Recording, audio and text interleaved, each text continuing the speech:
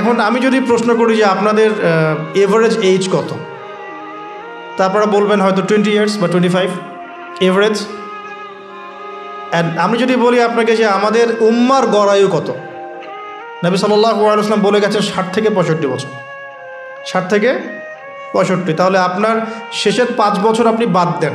কথার কথা, কাঠখোট্টা কথা এই জন্য বলছি যে এটা ম্যাথামেটিক্যাল কনক্লুশন, সবার ক্ষেত্রে এটা সেম হবে না, কিন্তু আমরা একটা চিন্তা করছি, মাথায় একটা প্ল্যান করছি। শেষের লাস্ট 5 ইয়ার্স আপনি কাট অফ করেন, ধরেন 60-র মধ্যে এখন 25 আপনার গড় এজ, 25 কাটেন, বাকি আছে কতটুকু বলেন? 35, বাট হ্যাঁ 35 ইয়ার্স আপনার হায়াত বাকি আছে মনে করেন, আমার হায়াত বাকি আছে মনে করেন, কথার কথা, আল্লাহু আ'লাম বিস-সাওয়াব। তা আপনার প্ল্যান কি লাইফকে নিয়ে? কাঠখোট্টা যেটা শব্দটা বললাম একটু এই জন্য বলছি যে এখন আপনার একটা আঘাত লাগতে পারে। 25 ইয়ার্স ফ্রম ইউর লাইফ, এটা গন কেস, শেষ।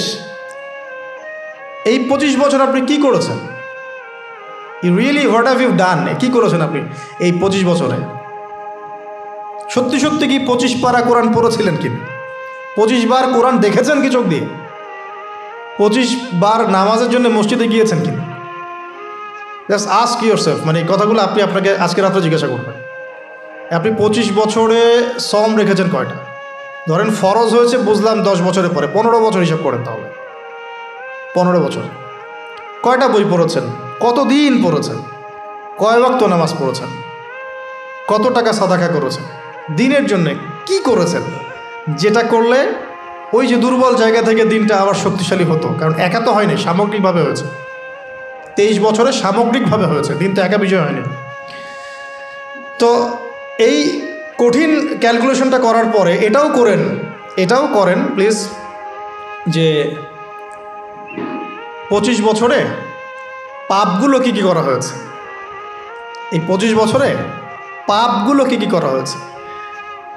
কোনো একটা পাপ বাকি আছে কিনা যা করা হয় নাই? 25 ইয়ার্সের মধ্যে অনেকেই জিনা করেছে, অনেকেই। আমি আপনাদের কথা বলছি না, এভারেজ আমি পুরো বাংলাদেশের ইয়াং জেনারেশনের কথা বলছি।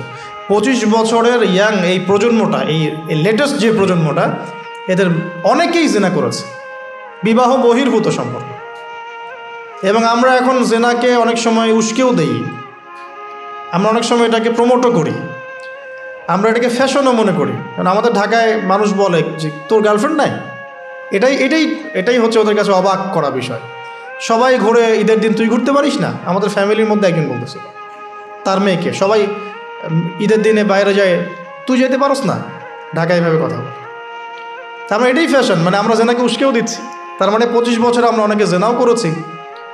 মাদকের সাথে সম্পৃক্ত কত পার্সেন্ট ইয়াং জেনারেশনে আমাদের দেশে? ক্যালকুলেট করেন, আপনি গুগল করেন, দেখেন কত পার্সেন্ট আমাদের দেশে মাদক সেবন করে।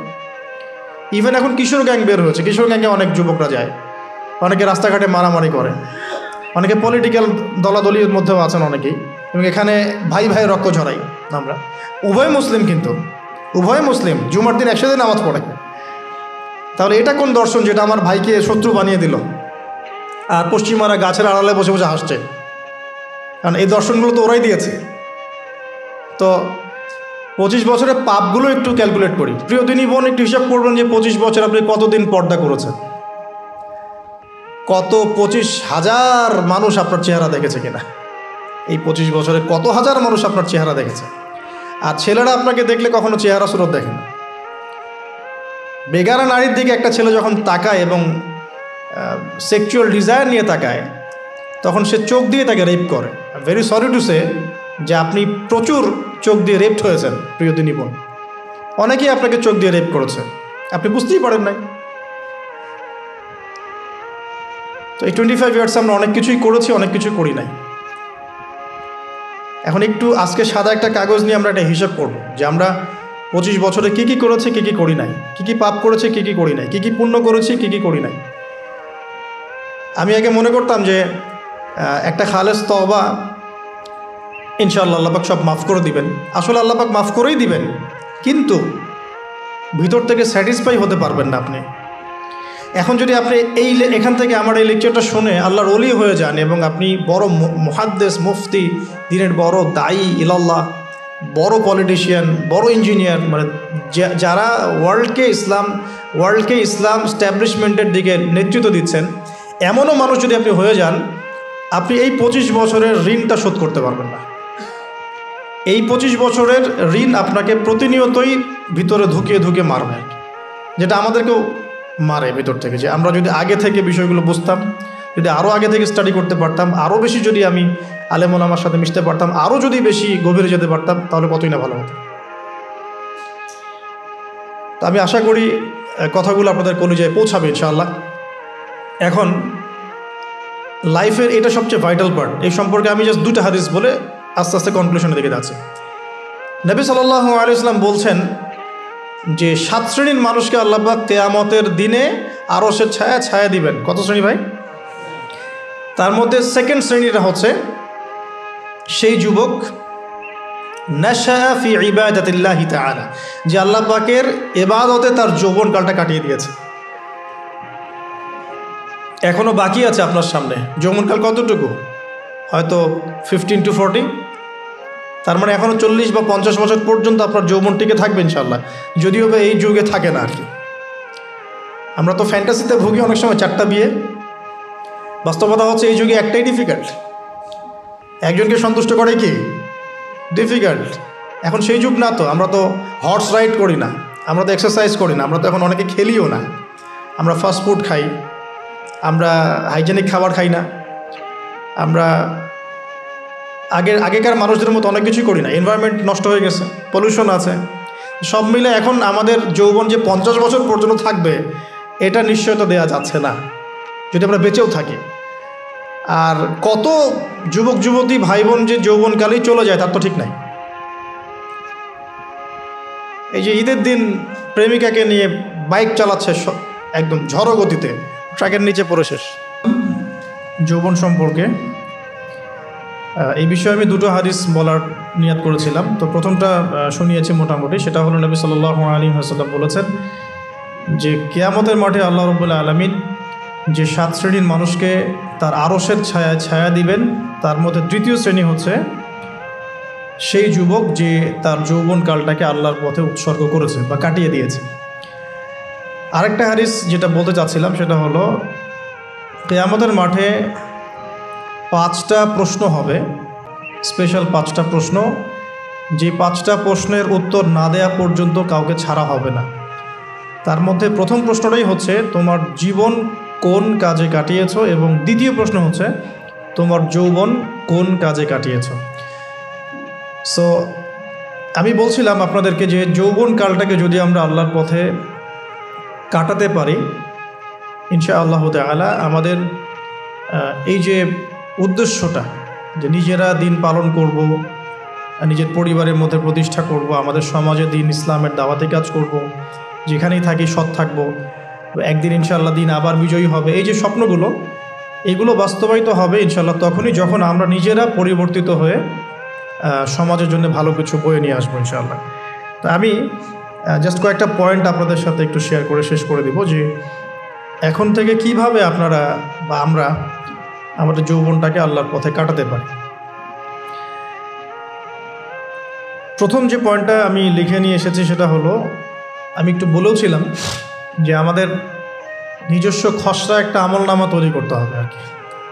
আজকে আমরা সেটা করতে পারি বাসায় গিয়ে, যে আমরা যদি আমাদের গড় আয়ু হয় 60 বছর, তাহলে আমরা এখন কতটুকু সময় পেতে পারি, আর এই সময়টুকুর মধ্যে আমাদের টার্গেট কি, আমরা আসলে কী চাচ্ছি, কী অ্যাচিভ করতে চাই। যা চলে গেছে এই সময়টুকুর মধ্যে আমরা কিভাবে আল্লাহর রহমত পাবো, ক্ষমা পাবো কিভাবে। যা চলে গেছে এর মধ্যে অনেক নামাজ কাজা থাকতে পারে, রোজা কাজা থাকতে পারে। অনেক সময় এমন হতে পারে যে আমরা অন্যের হকও নষ্ট করেছি। প্রথম যে কাজটা করা উচিত সেটা হলো খালেস তওবা। 1 নাম্বার তাহলে আমরা বলতে পারি, যদি আমরা এখন সংকটগুলো চিহ্নিত করে সমাধানের পথে হাঁটতে চাই, তাহলে আমাদের যৌবনটা আল্লাহর পথে উৎসর্গ করা ছাড়া কোনো অপশন নাই। উৎসর্গ বলতে আমি বোঝাচ্ছি কাটিয়ে দেয়া, আল্লাহর ইবাদত করে কাটিয়ে দেওয়ার কোনো বিকল্প নাই। তার জন্য প্রথমত আমাদের নিজেদের জীবনের কৃতকর্মগুলোর হিসেব নিকাশ মেলাতে হবে 1 নাম্বার। আর 2 নাম্বার হচ্ছে বিশুদ্ধ তওবা করে আল্লাহর পথে ফিরে আসতে হবে। বিশুদ্ধ তওবা কিভাবে করব এটা আমরা অনেকে বুঝি না। অনেকে মনে করি যে মুখ দিয়ে জাস্ট আস্তাগফিরুল্লাহ বললেই হয়তো তওবা হয়ে যায়। বিষয়টা এমন নয়। বিশুদ্ধ তওবা হচ্ছে আপনি আল্লাহর দিকে পরিপূর্ণ অভিমুখী হবেন, রুজু করবেন, এর নাম হলো বিশুদ্ধ তওবা। যে পাপগুলো করেছি এগুলোর জন্য ক্ষমা চাওয়া, এই পাপগুলো কোনোদিন করব না এরকম প্রত্যয় ব্যক্ত করা, আর যদি অন্যের সাথে সম্পৃক্ত কোনো হক থেকে থাকে সেটা ফেরত দেওয়া। তো আমরা আজকে গিয়ে সুন্দর করে ওযু করে 2 রাকাত নামাজ পড়তে পারি। 2 রাকাত নামাজ পড়ে আমরা আল্লাহকে বলতে পারি যে আস্তাগফিরুল্লাহাল্লাযী লা ইলাহা ইল্লা হুয়াল হাইয়ুল কাইয়্যুম ওয়া আতুবু ইলাইহি। আল্লাহ, আমি আমার জীবনের এই যে একটা বড় সময় তোমার থেকে দূরে ছিলাম, নামাজ কাজা হয়েছে, রোজা কাজা হয়ে গেছে, চোখের হেফাজত হয় নাই, জিনা হয়ে গেছে নাউজুবিল্লাহ, মাদকের সাথে সম্পৃক্ত ছিলাম নাউজুবিল্লাহ, আমরা মিউজিক্যাল ইনস্ট্রুমেন্ট প্লে করেছি, ইত্যাদি ইত্যাদি। এগুলো থেকে আল্লাহ আমরা আজকে তোমার কাছে তওবা করছি, ক্ষমা চাচ্ছি এবং আগামী দিনগুলোতে তোমার হুকুম আহকাম মেনে চলার তৌফিক চাচ্ছি। 2টো জিনিস খুব প্রয়োজন, একটা হলো তৌফিক, একটা হলো দোয়া। আপনার প্রচেষ্টা আল্লাহর কাছে দোয়া করতে থাকা এবং আল্লাহর কাছে তৌফিক কামনা করতে থাকা। আল্লাহ পাক যাকে ইচ্ছা তাকে তৌফিক দিয়ে থাকেন। আল্লাহ রাব্বুল আলামিন যাকে ইচ্ছা তাকে তৌফিক দিয়ে থাকেন। যে আল্লাহর কাছে যত বেশি চাইবে আল্লাহ পাক তত বেশি দিবেন ইনশাআল্লাহ। তো এই জন্য চেয়ে নিতে হবে, প্রথমত চেয়ে নেবেন যে আল্লাহ আপনি আমাকে তৌফিক দিন।